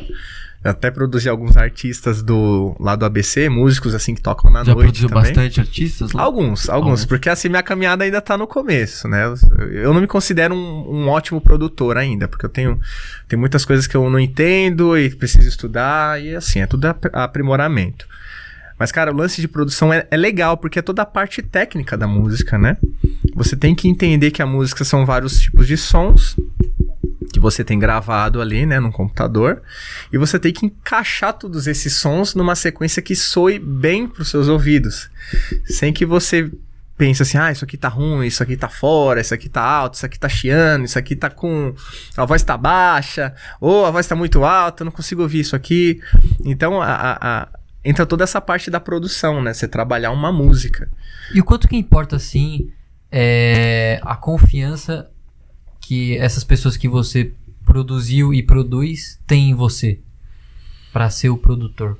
Eu acho que o que tem gerado essa confiança é que as pessoas conhecem meu trabalho como artista. Eu sempre me produzo também, então eu lanço o meu material, as pessoas falam, nossa, que legal, cara, como é que você fez? Com quem você produziu? Quem produziu? Eu falo, fui eu mesmo. Não pode ser. Tem alguma coisa errada aí. Tá metendo louco, né? Então a galera fica curiosa, então fala, pô, vamos marcar um dia. Aí eu falo, pô, vem conhecer primeiro, né? Não vamos fechar nada. Porque é como se fosse um produto. Você não vai empurrar o produto pra pessoa, tipo, compra aqui meu celular, que é o melhor. Não, você fala, toma aí, vê meu celular. Se você gostar, aí você compra. Então a pessoa ia lá em casa, eu mostrava os trabalhos que eu fazia, né? Já fiz várias trilhas também, trilha pra canal do YouTube, gravando tudo de casa, cara. No meu computador, tem as caixinhas de monitor, né? Como que é uma trilha pro canal do YouTube? Cara, aí é engraçado porque, por exemplo, eu fiz uma trilha pra um canal de games, né? Sim. E, por exemplo, qual que é o estilo que você mais ouve, assim, numa trilha sonora de games? É o rock, né? Por exemplo, você joga um jogo de tiro lá, um jogo de corrida, ou sei lá, depende do game, mas tiro, depende corrida do game. é aquele rock pesadão, né, tipo... Depende do rock também, às vezes um rock com eletrônico, né? rock eletrônico. E esse meu amigo que queria a trilha, ele tinha um canal que eu acho que era pra jogar, qual que é o nome do jogo? Cara, até esqueci, eu sou péssimo. Tiro? Não, era um jogo de RPG online e tal. LOL. Era tipo um LOL, só que Dota. Era o Dota. Era Dota. Inclusive, eu não só fiz a trilha sonora, como eu fiz a narrativa. Porque era um canal que ensinava as pessoas a jogar Dota. Sim. Então, tipo, eu explicava sobre os personagens, falava, tipo, os atributos de cada um. E esse jogo, tipo, era um jogo de emoção, um jogo de guerrinha, né, e tudo mais. Então, pedia uma trilha sonora mais agressiva, né? Então eu fiz uma trilha sonora pro canal desse meu brother, uma pegada bem rock and roll. Era você, tipo, cantando de fundo? Não, foi toda instrumental. Eu montei sim. Aí eu fiz a bateria eu fiz tudo num teclado controlador, que é aquele que tem, tipo, uns padzinhos pra você montar a bateria. Tenho a guitarra lá no meu home studio, tenho tudo. Baixo, tenho até a bateria eletrônica, tenho também. Violão, tem tudo. Sua casa é tipo daqueles músicos lá, ó, amantes, por exemplo... Sei lá, a casa de um roqueiro tem várias guitarras assim penduradas na parede. Tem. É tipo isso mesmo? Tem, cara. Tem uma parede que eu tenho um baixo, violão, aí guitarra. Camiseta de rock, né? Tem Nirvana, tem Ramones. Na época que eu comecei lá, voltando lá, que eu comecei a tocar violão, era só... Cara, tinha de todas as bandas. Do Guns, tinha do Nirvana, do Red Hot Chili Peppers. Pink Floyd já tive. Tinha duas do Pink Floyd, cara. Então eu só andava de preto, cara. Cara, e como é esse movimento, assim, de vestuário, assim, no rock, mano? Por que você acha que aconteceu isso? Tipo de... até hoje eu vejo pessoas que usam, né? Nirvana, Ramones, sabe? Então é uma moda que pega até hoje, né? Uma moda regular. Teve seus picos, né? Não teve seu pico. Teve seus picos de uso em vários anos. Por que você acha que pegou tanto? Assim, o lance eu acredito, né? Assim, geralmente eu tenho os fatos e tenho a minha visão. Eu acredito que pelo rock ser um estilo que era... assim, de revolta, né? Tipo, da pessoa que é solitária. Tipo assim, de um lado mais... às vezes um pouco mais pesado do ser humano. De raiva, né? Porque tem uns heavy metal e tudo mais. O preto combina mais, né? Que é uma cor mais densa. Né? Acho que combina mais com o rock, por exemplo. Um carnaval. Carnaval é alegria, é zoeira. Então é tudo colorido, né? Então as cores meio que ornam com o estilo de som. E o rock tem muito esse lance de depressão, de drogas e zoeira e tudo mais, né? Então, o preto, ele representa um pouco mais a característica do rock and roll, né? É quase que um fator psicológico, então. Eu acredito que sim. Eu acho que o estilo, por exemplo, se ele for um estilo mais, por exemplo, mais tranquilo, por exemplo, uma bossa nova, um negócio, combina com, por exemplo, cores mais claras, né? Não sei. Igual o reggae, né? Que é verde, vermelho e amarelo. Então assim, cada estilo musical tem a sua cor que dá um ornamento. Acredito eu, né? Minha visão. Então por isso que o rock é mais a galera do preto mesmo. Eu só andava de preto, cara. É interessante, porque, sei lá, eu vejo, por exemplo... Aquelas pulseiras, né? Com espinho, lembra? Os spike e o cinto de bala, né? Você já viu esse cinto que é tipo umas balas assim? Como que é isso? Como que é bem de série americana de filme, tipo... De zoeira, né? Como que é esse cinto aí? Cara, é um cinto que, tipo assim, é como se fosse, sabe, a cápsula da bala? sei. Ele é, tipo, todo feito, assim, com cápsula, cara. É muito doidão, assim, tipo... Então, é um negócio que já remete à guerra, então é um negócio denso também, né? Calça de couro, né? Aquelas calças... Tá voltando na moda agora, tipo, tem uns trapper que tá usando essa calça de couro, assim... É muito louco calça de couro, assim. É que os trapper, eles colocaram, né, o estilo, assim, de cima, eles, né? E embaixo, tipo, eles estão testando os bagulhos, né? Que estão colocando calça de cowboy, calça de couro, de roqueiro, sabe? Aí tá na moda, né? Então, pra virar... Bota também essas botas. As botas dos coturnos, Representa né? algo, sabe? É coturno, né? Que fala? Uhum. Representa algo mais grosso, né? Tipo, pô, esse cara não mexe com ele não, mais, tá ligado? Exatamente. Soa, assim, visualmente mais agressivo, né? Sim. Tipo assim, o preto soa mais agressivo, a cor, né? Então Acho é que isso, depende também do tecido, assim. Por exemplo, a calça de couro preta é diferente de uma calça skinny preta, por exemplo. Ou uma calça leg preta. É. O tecido, se ele é Isso grosso, é legal, cara, porque, tá vendo? Isso é um negócio que eu não tinha reparado muito. E isso, voltando a falar daqueles lances que impactam visualmente, isso tem muito a ver com aqueles cálculos, né? Vamos fazer um estilo desse artista que impacte de tal forma, né? Então, por exemplo, você vê um artista lá usando determinada roupa, aquilo vai te impactar de um jeito, né? Isso. Uma coisa que eu acho interessante também é, por exemplo, a moda, ela se relaciona com a música, né? Então, você vê, por exemplo, eu relaciono assim, né? O sertanejo é sempre a pessoa de calça ali, com aquela camisa social, pá, meio aberta. Apertada, né? Apertada. e, tipo, isso é relacionado, né? Tipo, o gênero com a moda. Então é muito interessante, né? Esse contraste, assim. Porque também a moda também é uma arte, né? Você se vestir bem e tal. Ter ali sua vaidade. É uma coisa bem interessante isso, né? Cara, totalmente. Concordo, assim, 100% com você. Tudo agora é unificado, né? Tanto a música quanto... Tudo, né? Tudo, hoje em dia o visual vende mais que a parte musical, né? Isso falando de qualquer estilo, né? Caraca, qualquer estilo musical. E é verdade, mano. Por visual exemplo, vende bem mais. Você assim, vamos supor, você é um cara que vai numa balada sertaneja. Sim. Aí, pô, você curte lá o som do Gustavo Lima. Você vai numa balada sertaneja, você quer ir meio que parecido com o estilo que o cantor vai ou que a galera do circuito vai. Então é esse estilo, você joga uma polo ali, meio aberta, um cabelinho pulado, né, raspado. Sim. Agora você não aparece assim num baile funk, que aí você vai ser zoado, tá ligado? Exato. Vai de ciclone de... A galera do hip hop, por exemplo, gosta de uma roupa... Vai lá. Ó, eu não estou bagulho mais generalizando nada, eu tô falando só a minha percepção, Sim, né? sim. Por exemplo, vai com uma roupa mais folgada, assim, um boné Que a virado pro maior lado. parte do público usa, né? É. Então tem, por exemplo, uma regata, uma praia, um chinelo. Colar, né? Isso é muito interessante. E é 100% relacionado a isso, né? Vocês já tinham pensado nisso? Que, tipo, o estilo musical se relaciona diretamente com o visual? Sim, ou não? com certeza. A pessoa, tipo, ela tá inserida no ambiente se ela tá de acordo com o que vai tocar naquele ambiente. Uhum. Sabe? Senão ela vai ter olhares estranhos, tipo... Ela pode, tipo, ser uma pessoa muito... como posso dizer? Que não se importa com isso, sabe? Tipo, olhar essas coisas. Mas, assim... Se o ambiente, ele fosse, assim... se estivesse olhando de fora, assim, o ambiente, né? Por exemplo, baile funk. Se você tem a percepção ali, consegue ver todo mundo como tá, né? Você vê, é como se fosse, mano, sei lá... Um quadrado, ter vários pontos pretos, muitos pontos pretos, sabe? E uma linha vermelho. Tipo, aquela pessoa, não é que ela tá... Ela não tá harmonicamente...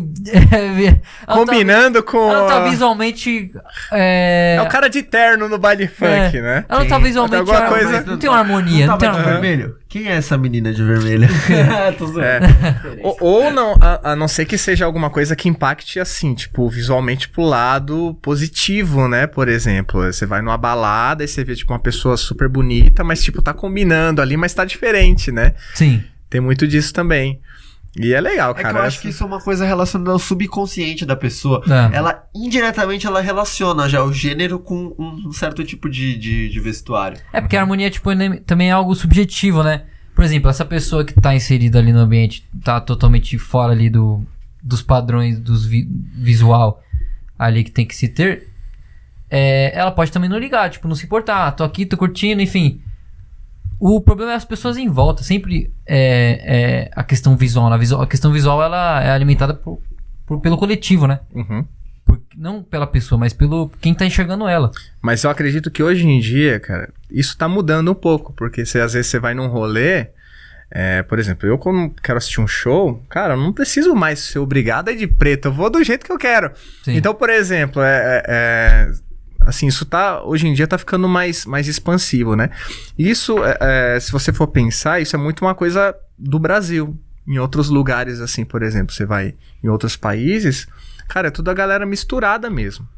Tipo, você vê uma pessoa de cabelo azul num show de hip hop, você vê, sabe, uma pessoa diferente, assim, num outro estilo de som. Hoje, é que o negócio é muito do Brasil, né? E eu até costumo falar isso com alguns amigos músicos, que o Brasil é muito rico de música. Por exemplo, a gente, se for falar assim das 4 partes aí do Brasil, a gente tem o forró no Nordeste, que é um tipo de som muito forte, né? Todo mundo gosta de um forrozinho, cara. A gente tá na época do São João, né? Que o São João é lá, tipo, forró. Forrozinho, né? Cruzeiro. E tem baião. Então, tipo, tem o som que é característico de lá. Aí você pega o som do Sul, que já são tem o vaneira, o estilo vaneira é do Sul. Sim. E tem um lance de sanfona, tem toda aquela música gaúcha, né? Que é tudo cultural. Com alemão, né? Uma parada assim. Exatamente. Aí, por exemplo, a gente pega... Aquela sanfona que assina, tipo, pão. O acordeon, né? É. O pessoal fala que é os gaiteiros, né? Quem toca sanfona lá é os gaiteiros. Tem o Rio, que é o samba, a bossa nova, que é um negócio... Né? É o funk também, né? O funk carioca. E tem São Paulo, que é onde une tudo. Né? Então, assim, você vê que o Brasil é muito rico de música, né? E tem países que não são assim. Tem países que só tem, tipo, aquele estilo de música e... e nem é tão forte assim, né? Tipo, aqui acredito que movimenta muito dinheiro, né? Falando da parte comercial. Movimenta muito dinheiro, muito turismo. Conhecimento, né? Uhum. De fora. Caramba, música aqui, música ali. Caramba... Volta, tipo, com bagagem, né? Tipo, cultural do Brasil. Por exemplo, assim, vamos citar um país qualquer. Por exemplo, Canadá. Canadá é um país frio. Cara, não tem forró no Canadá, cara. Não tem samba, pagode no Canadá. Então, eles têm os estilos deles ali, que deve ser, acredito, o pop, o rock, né? Então, é por isso que eu falo que o Brasil é muito rico culturalmente de música, de estilos, de toda essa parte aí social e cultural, né? Neutro, né? Neutro, assim, que encaixa tudo aqui. Cara, se você vir com um estilo diferente, provavelmente vai ser aceito, né? Porque nem, por exemplo, Sim. o trap... Uma mistura de gêneros, né? O trap foi um negócio que é recente. Sim. E tá estourado aí, né? E eu percebo que aqui existe uma aceitação nesse sentido do trap, que é um gênero novo, de uma mistura de gêneros. Então, você pega no Nordeste, tem uma fusão do reggae com o forró, né? Que tem muito disso. E as pessoas aceitam, tem o eletrônico com forró lá. Eu até esqueci de falar do aqui reggae também. Aceitável, sabe? Talvez em outros lugares assim não seja aceitável. É uma coisa... É até estranho em outros lugares, né? Por exemplo, a gente veio no reggae... Vocês citaram o reggae, a Jamaica, cara. Você fala Jamaica, o que vem na sua cabeça? O reggae, bicho. Bob Marley, o reggae. O reggae. Viu o Bob Marley antes, eu acho, hein? Veio o Bob Marley, aí toda... associado. Qual que era o estilo antes do reggae na Jamaica? Me fala. Cara, devia ser alguma coisa africana com... alguma parada assim com tambores, sabe? Alguma coisa meio a la Fela Kuti, que era um músico africano. Foi tipo assim, a criação do reggae na Jamaica. Tipo, os caras estavam ali reunidos, os jamaicanos, aí os caras tocando tudo igual e tal. Aí tipo... Pô, e se eu bater aqui e fazer um som com a voz? Aí o cara falou, não, você tá maluco fazer isso aí? Seria diferente, né? Aí o cara faz a primeira vez... pelo amor de Deus, coisa idiota, pelo amor de Deus, que horrível. Aí o outro fala assim...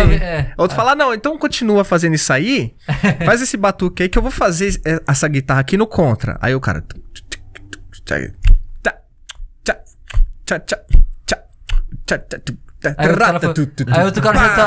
Aí o cara que chegou já tava assim, ó. Aí chegou um cara, mano, eu vou colocar uma letra aí joga uma letra, aí virou reggae, entendeu? Virou tipo um estilo... A música é muito pura, mano, olha isso, isso mesmo.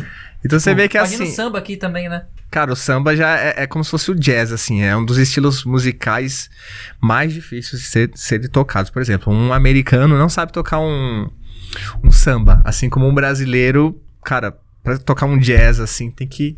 Sabe, é muita vivência do O samba local. tem que ter uma malandragem, assim, sabe? É um cara malandro, assim, pra tocar um samba bom. É. Sabe, o cavaquinho. Um tantã. Dá um pandeiro pra um gringo. O gringo vai tocar todo travado, cara. Então é a mesma tipo, coisa, não, né? não tem nem coordenação motora, pô. Então é a mesma coisa, por exemplo, assim, tipo, que nem um jamaicano toca um reggae igual, cara, os caras fundaram o estilo. É. Então, e aí, o Brasil tem tudo isso, né? Engraçado que, por exemplo, você pode ir num show de reggae, você pode ir num show de rock, você pode ir num show de rap. Por isso que o Brasil é tão rico culturalmente e musicalmente, né? Então é muita coisa, cara. Então o meu desbloqueio, voltando lá naquele assunto lá, o meu desbloqueio mental pra música foi assim, fui conhecendo, fui quebrando preconceito, sabe? Tipo, mano, esse estilo não é ruim, é que eu não conheço. Eu posso ouvir uma música dentro desse estilo que eu não vou gostar. A compreensão, né? A gente falou no início do papo que você teve a compreensão, né, de estilos assim, que, tipo assim, você não gostou, mas você compreendeu que é muito forte. Uhum. Isso que é importante. Isso que tá, aí que tá o estudo, pô. A compreensão tá ligada também ao estudo. E principalmente quando eu comecei a tocar na noite, cara, que eu vi que eu poderia tocar mais de um estilo fora do rock, MPB. Aí eu comecei a estudar vários outros estilos, né? Que nem hoje em dia eu toco de tudo, cara. Um pouco de pagode. Sertanejo eu não sou muito chegado, mas eu toco um pouco. Samba rock, forró, baião, axé da Bahia. Cara, é muito legal. Você vê que as pessoas gostam daquilo e você tá num ambiente de festa, você meio que usa aquilo a seu favor, né? Tipo, Sim. pra unificar toda a galera. Porque você sabe que vai ter um público que gosta de rock, um público que gosta de E quando de você reggae. anuncia deve ser muito louco. Agora, um samba rock só pra galera aí dos anos 90. Vamos lá, rapaziada. Aí já puxa o tutum, pá, para. Manda já um Tim Maia já, cara, pessoal. Puta que pariu.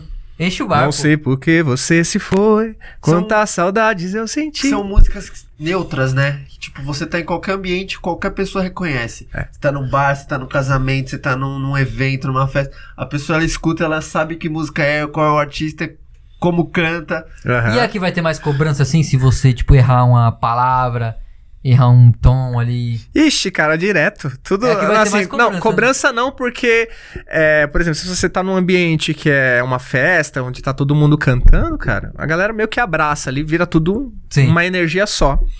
Mas às vezes se a música é muito difícil, você tá tocando num lugar onde a galera tá realmente prestando atenção em você, assim, tá tipo assim, ó. Oh, Se você fizer aquele acorde errado, eu vou saber. puta que Tem- pariu. Geralmente isso vem do próprio músico quando assiste outro músico, né? Cara, e vocês devem enfrentar algo, vocês dessa produção assim de show ao vivo, devem enfrentar algo, mano, assustador, né? Tipo, são muitas pessoas olhando pra você, pô. É. Pra você. E normalmente você tá num lugar mais alto que elas. Você deve estar, tipo assim, deve estar ali as mesas, sei lá, o pessoal tomando uma palco, cerveja né? e tal. E você tá ali, tipo, num palanque, num palco, né? Com uma luz assim, Com ó. uma luz, puta. Com som aquela alto luz, assim, né? A iluminação. Cara, no começo, que era um pouco difícil de aceitar, porque, por exemplo, assim, você começa sem experiência nenhuma, né? Você só vê os artistas tocando na televisão, ou seus amigos que se apresentam, você não Por outro lado, tipo, tem essa sensação de protagonismo. tem. Que é a mesma coisa que a gente tá assistindo aqui, nós três. É. Tem pessoas vendo a gente. Exatamente. Então você tem que estar preparado. Então tem um preparo psicológico, você tem que entender que aquela situação ali você tem que ganhar. É um desafio, Né? não uma dificuldade. Então quando eu comecei a tocar, eu já gostava, eu sempre fui cara de pau, assim, sabe? Sim. Gostava de falar, de cantar. Era do ia, karaokê lá. Porra. Pagava mico, então beleza. Então, Tirava assim... quanto na nota no karaokê? tirava no começo era baixa, aí depois foi melhorando. Nossa, eu também, era 70. Nossa, tinha uns que eu tirava 50. Aí vinha só aquela... Aí depois foi aumentando, né? Aí eu escolhi a mesma música. Aí o pessoal fala, oxe, de novo essa música, pô. A 10ª vez essa música. Porra, que eu tô olhando essa música aqui, tô entre o 90 e o 100, pô. Então deixa eu cantar vamos dar fudeu, pô. Você fala assim, essa aqui é a melhor do meu show, né?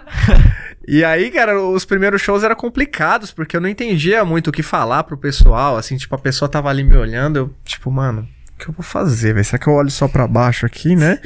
E tal. Porque eu comecei tocando eu era guitarrista, então o guitarrista fica no cantinho dele ali e o vocalista rouba a cena. Depois que eu comecei esse lance de cantar, né? Aí, tipo, eu ficava assim, falava, caramba, mano, vou esconder aqui, velho, peraí, assim. Mas depois você vai entendendo, cara, que tem pessoas que estão ali porque querem ouvir você, querem conhecer você, querem saber da sua arte, então você tem que passar a sua energia. Você tem que, tipo, tá ali, né? Tipo, eu vou oferecer o meu melhor pra aquela pessoa, porque aquela pessoa às vezes tá num dia ruim, precisa ouvir uma música legal. Ou aquela pessoa gosta do som, quer ouvir uma música que tem na memória, que marcou algum momento. Então eu já vou pensando nisso, que eu vou fazer o dia de alguém feliz, inclusive o meu. Porque eu saio pra mandar o som de coração, entendeu? Eu não saio somente, vou tocar, ganhar meu dinheiro e voltar pra casa. Você trampa com outra coisa também? Você fala fora da música? Fora da música? Cara, não, tudo envolve a parte musical. E teve uma época que você aliou as duas coisas, tipo, trampou com uma coisa normal e também tava fazendo música? Sim. Então, o começo, esse começo deve ser muito bom, porque, tipo assim, você tá ali no seu trampo ali integral, né?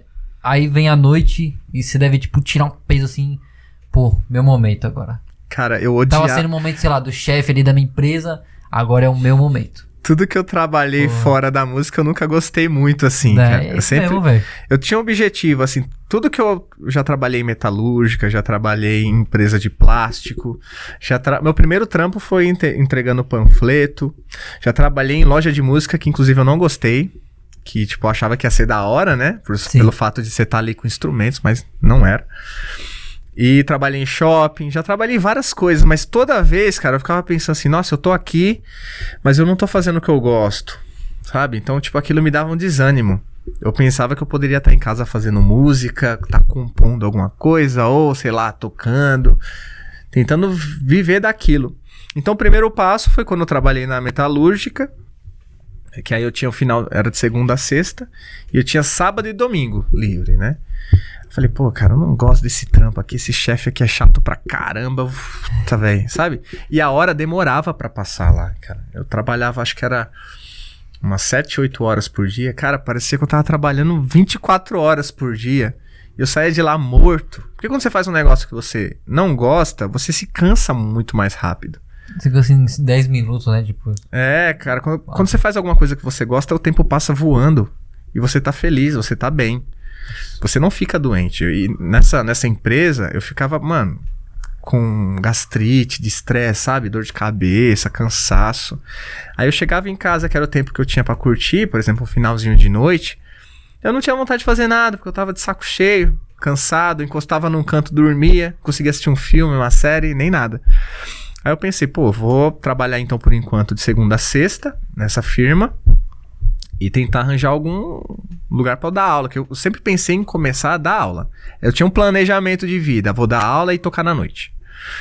Aí eu comecei a entregar currículo nas escolas, né? Até que uma escola, cara, que deu a oportunidade da minha vida, eu vou até mandar um beijo aqui pro Davi e pra Marilda, que eles que foram assim, são os meus padrinhos de vida, que falaram que eu poderia conseguir as minhas coisas, os meus bens materiais, o meu sucesso através da música, se eu me esforçasse. Então aí eu fui nessa escola, fiz a entrevista, né? Eu fiz a entrevista com o Davi. Aí eu cheguei lá, meio assim, né? Meio tímido, nervoso, não sabia o que falar. Ia ser a minha primeira escola de música que eu ia dar aula na vida. Aí ele me deu o violão e falou, toca aí um pouquinho do que você sabe. Eu toquei e tal. Aí ele perguntou o que eu queria fazer da vida. Aí eu falei assim, pô, Davi, cara, eu trabalho numa metalúrgica, mas eu não gosto de trabalhar lá. E eu sempre gostei muito de tocar, eu quero viver da música. Aí ele falou, tá vendo isso aqui, ó? Eu tava no estúdio dele, era uma escola de música e tinha um estúdio. Aí ele falou, tá vendo isso aqui? Aí eu falei, tô. Aí ele falou, levanta. Aí a gente foi até a janela do estúdio e ele falou, tá vendo aquele carro ali? Eu falei, tô. Aí ele falou, tudo isso aqui eu consegui com música. Por que você não pode conseguir com música também? Eu falei, caramba, cara, ele tem uma escola de música, ele tem um estúdio, ele tem um carro. E na época o salário que eu ganhava nessa metalúrgica, cara, pra eu comprar um carro eu tinha que trabalhar, sei lá, uns 2, 3 anos. E era muito trampo, era muito pesado. Trampo de metalúrgica é pesado. Aí ele falou assim, você quer começar a dar aula? Vem aí aos sábados, sábado de manhã, você começa aí das 9 até meio-dia. era um horário que ninguém queria dar aula na escola de música. Sabe por quê? Porque os músicos tocavam à noite na sexta. Então ninguém queria dar aula no sábado de manhã. Verdade. Né? Aí eu comecei a pegar esse horário, né? Aí começou a vir todo tipo de aluno, cara. Sabe? Desde os melhores até os piores, até gente que não tinha interesse, mas queria fazer aula. Aí eu comecei. Aí eu enchi a minha agenda de sábado nesse período, mais ou menos das 9 até meio-dia. E depois eu abri um outro horário. Eu comecei a trabalhar no próprio sábado na escola, do meio-dia até umas 3. Então já tinha vários alunos. E eu comecei a perceber que essa quantidade de alunos que eu tinha no sábado já, cara, equivalia a uma boa parte do que eu ganhava a semana inteira na firma. Eu falei, pô, cara, trabalho a semana inteira na firma fazendo um negócio que eu não gosto e em um dia da semana, que é o sábado, eu tô ganhando praticamente quase a mesma coisa. Aí eu pedi as contas na firma e comecei a dar aula nessa mesma escola todo dia, cara. Aí teve uma época que eu era o professor que tinha mais alunos. Porque sempre eu fiz uma aula diferente para cada pessoa. Não adianta você aplicar o mesmo padrão para todo mundo, que não serve. E aí comecei a conhecer outros músicos, outros professores. E aí começou a caminhada de tocar na noite, de fazer eventos e tudo mais. Foi melhor ainda, né? Porque você gosta disso de verdade. Foi, cara. E assim, o foi ciclo... tipo uma libertação na sua vida, então. Cara, foi assim, acho que o principal alicerce, assim, tipo, foi onde eu comecei a realizar meu sonho. Eu sempre fui, que nem eu falei pra vocês, sempre gostei de estudar, de aprender, então eu aprendi, aí eu comecei a estudar na Fundação das Artes, em São Caetano, que é o principal conservatório de música, assim, do ABC. Lá, cara, é um lugar que é muito louco na fundação, porque lá você aprende música, você aprende teatro, você aprende artes plásticas, né? E, por exemplo, tinha gente estudando, solfejando música no corredor e tinha gente dançando, tinha gente interpretando. Então você convivia com a arte ali 100%. Comecei a estudar e aí eu comecei a desenrolar nesse lance de noite, eventos, comecei a cantar pra valer. Aí foi uma bola de neve, né? Foi acontecendo. Aí até que teve um momento que eu tava com muitos eventos, muitos bares e eu tive que, tipo, escolher aonde que eu queria ficar. Aí eu falei com o Davi e com a Marilda, né, da escola de música, eu falei, ó, agora eu sinto que eu preciso dar um passo adiante, então, aí eu fiquei na escola lá, cara, mais ou menos uns 4, 5 anos dando aula de música. E aí, dessa etapa da minha vida, fui só trabalhando com bares, eventos, e agora, depois veio a pandemia, aí eu dei esse start na produção musical. Porque você já tinha uma experiência. Aham. Excelente. Então, cronologia de carreira, velho. Excelente. E assim, eu nunca... O Rodolfo, que me ensinou a tocar violão, eu também aprendi uma lição com ele, cara, que foi espetacular. Nas primeiras aulas ele me ensinou as coisas, eu já tinha aprendido super rápido. Aí eu cheguei nele e falei assim, pô, Rodolfo, tô tocando pra caramba, cara, olha aqui. Aí ele olhou pra mim assim e falou, você não tá tocando pra caramba não, cara. Você é ninguém. Eu falei, como assim ninguém? Pô, já tô desenrolando pra caramba. Ele falou, não, você é ninguém. Eu falei, não, velho, tô fera aqui. Aí ele falou, sabe por que você é ninguém? Quando você pensa que você é ninguém, você sempre tá buscando um objetivo, cara. O que eu falei lá do Rony pra você lá, lembra? Do Rony. No coisa lá. Enfim, continua, depois eu... Não peguei. Quando você acha que você é ninguém, você sempre tá buscando... Superação, crescer. Crescer mais. Se você, por exemplo, aprende uma coisa, você já... É totalmente psicológico isso aí, velho. Você se acha o foda, tipo, você parou ali, cara. Você acabou com sua carreira, entendeu? Por exemplo, aí eu pensava, nossa, cara, porque eu nunca tinha pensado nisso, então não tô tocando nada. Até hoje eu penso assim, quando eu acho que eu tô tocando alguma coisa, eu falei, não tô tocando nada, vamos aprender mais coisa aí. Isso aí. Transformar isso aqui em mais coisa, entendeu? Ótima mentalidade. Crescer, evoluir, dá pra incrementar mais coisa, que mais arranjo. Você vê que o Rodolfo, ele foi um mestre mesmo, né? Foi, cara, e assim, ele é um grande amigo, cara. Às vezes a gente dá até umas desanimadas com esse negócio do curso, né? Que a gente às vezes faz os posts, vê que não tá engajando e fala, não, mano, a gente não pode parar não, cara. Tem que uma hora acerta, né? Então, cara, é muito legal. Então eu levo esse conhecimento, vou levar pro caixão. Que eu nunca vou ser ninguém. É igual, por exemplo, assim, vocês têm aqui o podcast, vocês chegam assim e falam, pô, aqui tá bom, somos os foda. Tipo assim, vocês têm, cara, mais caminho pra subir, Com entendeu? certeza, pô. Então se você falar assim, não, cara, a gente tá só no começo. Vamos. Aprender mais coisas. Tipo, aí começa a vir, sei lá, uma galera mais... tipo, uns influencers, mais Relevante, famoso, você aumenta o estúdio, aí depois vira, tipo, uma outra segunda linha, aí vira os cortes, aí vira isso, e aí vira um flow, um podpah da vida, né? Então, assim, cara, eu acho que todo mundo tinha que pensar assim, porque tem muita gente, quando eu comecei a tocar na noite, que eu olhava assim, eu falava, nossa, esse cara toca e canta muito. E aí, tipo, 1 ano, 2 depois, eu já tava, tipo... tocando melhor que aquela pessoa que tava no mesmo lugar, com o mesmo equipamento, com o mesmo repertório. Eu já tava com outros acessórios, já tava usando outros recursos, sabe? Repertório atualizado. Então, eu sempre coloquei isso na minha mente, assim, de estar sempre estudando, sempre crescendo e nunca ser ninguém, entendeu? Isso daí você pode aplicar pra qualquer área, né? Da vida, assim. É um ensinamento muito bom. Pros papos. Vamos lá conferir os papos. Você fez a caixinha de perguntas no seu celular? Eu tinha feito, eu joguei lá. Aí se tem. Vou conferir aqui também no do Papo 10. Lembrando, né, os papos. É isso aí, a aba dos papos, a aba característica é a única e exclusiva interação que vocês têm aqui com o Papo 10, tá ligado? Com o podcast. Sempre tá do lado da arte de gravação, 24 horas antes da gravação com o convidado. Então tá dando lá a sopa, tá folheando lá seus stories, né? Tá passando lá seus stories. E tem alguma aba dos papos disponível, manda uma pergunta, manda uma mensagem, um tema, algo aí pra fortalecer pra mais uma produção de conteúdo, certo? Então vamos conferir aí os papos. É isso aí, teve um papo, é muito importante que você mande um tema, uma mensagem, uma pergunta, qualquer coisa aí, algo que você goste, pode mandar qualquer coisa livre pra que a gente discuta aqui o assunto, né? Então é realmente importante que você interaja com a gente pra ter uma produção de conteúdo sempre dinâmica, certo? Aí teve ainda ou não? Cara, aqui o pessoal mandou, falou, só mandaram assim, quando que vai ser o horário que eu quero assistir? Putz. Não mandaram as perguntas. Não tem problema. Mandaram uma aqui. Mandaram uma aqui, ó. Vamos lá então. Aba dos papos, galera. O Rafa _Faccio mandou aqui, ó. Qual o melhor lugar e o lugar que ele se sente mais à vontade para fazer as apresentações? Salve, Rafa. O Rafa é um parceiraço, cara. Ele... Nossa, xará. O Rafa, ele é lá do Fritz, de Santo André. É um lugar que eu adoro tocar. Tô me apresentando lá às quintas-feiras. E, cara, lá é um lugar sensacional, assim, porque é um bar com...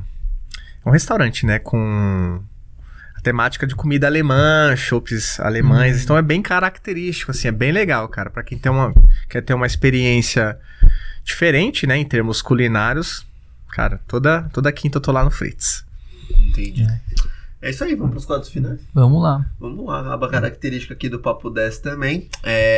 Wendel, o que você achou aí de ter participado do Papo 10 e seus projetos, suas divulgações, se você quiser divulgar os seus arrobas que você tem lá no seu Insta, o seu próprio Instagram, é seu momento aí. Bom, eu só tenho a agradecer pelo convite, eu adorei, desde o começo. Cara, a recepção foi sensacional. E a todos que vão participar, cara, é uma experiência incrível. E, pô, eu já queria participar de um podcast, né, pra contar um pouco da minha história e do que eu faço. Então, assim, mais um objetivo alcançado, né? E nada melhor onde vir, onde o papo é 10, pô. Papo 10, cara. Acho que o papo aqui não é 10, não, é 1000, cara. Até mais. Tem que colocar mais um zero aqui. Joga mais vários zeros aí. Aí se a galera quiser me seguir lá, eu tenho o meu pessoal, que é o Wendel Acústico Oficial, né? Que é o do shows e eventos. Eu deixo tudo separado, né? Aí as produções é o Aiteman Produções. E do curso, Fazendo o Som do Zero aos Palcos, Fazendo o Som do Zero aos Palcos. É isso. Tem alguma música, alguma coisa aí pra lançar? Ou... Ainda não. Quer dizer, tem um trabalho aí que eu vou lançar com um batera que toca comigo, que é o Plínio. Vai ser uma sequência de vídeos. E também, futuramente, aí vai ter um material solo que eu vou gravar. E pretendo em breve parar, né? Que eu te falei, parar um tempinho pra dedicar as composições, tentar lançar algum trabalho autoral também. Mas então, é que como a rotina tá pegada, agora eu não consigo. Então vem coisa boa. Você tá em constante movimento, né? Hoje é um dia que você grava podcast, é um dia que você vai ter um show ao vivo, né? Às 7 horas. 7 horas. É no Fritz lá mesmo também? Não, Fritz é de quinta-feira. Eu vou hoje lá no Paróquia Bar, na Vila Mariana. Paróquia Bar. Muito bom. Constante movimento Constante sempre. movimento É sempre. isso aí. Wendel, brigadão. Cara, aí obrigado pelo papo, vocês aí pelo Valeu, convite. Wendel. Muito Tamo bom trocar ideia contigo. E obrigado a você também que assistiu até aqui mais esse episódio do Papo 10. Deixa sua avaliação aí, um comentário, um like e também se inscreve pra você não perder mais nenhum podcast. É isso aí, redes do Papo 10, redes do Wendel aí na descrição. Segue todo mundo aí pra fortalecer a produção de conteúdo e o constante movimento. Deixa seu like, se inscreve no canal, estamos na caminhada para os 1000 inscritos. Então é muito importante, é um fator, como eu digo, pra gente monetizar esses mais de 120 podcasts que a gente já gravou. Então é muito importante a inscrição sua. E também segue a gente lá no Instagram, tá ligado? Deixa seu like, se inscreve no canal. Compartilha também esse podcast aí com todo mundo que você puder. Mais um Papo 10, é nóis.